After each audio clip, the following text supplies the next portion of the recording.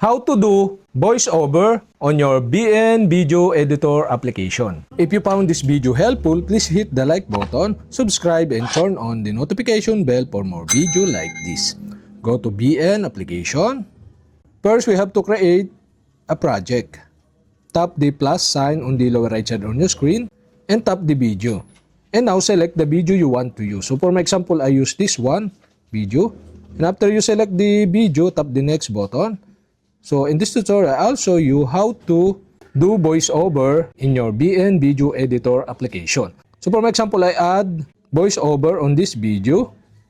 So to do that, tap the music icon here on the layer and select record button here. To record, tap or press and hold the record button.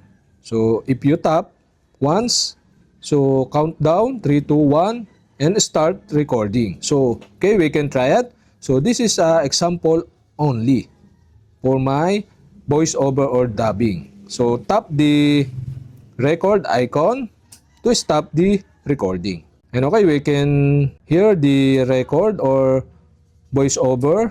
Tap the play icon here. So okay, we can try it. So this is an example only. Okay, pause. After that, tap the check button to save this project or music. Okay, play. And start recording. So, okay, we can try it. So, this is an example only for my... Okay, that's it. If this video helpful, kindly subscribe to my channel and see you for my next video.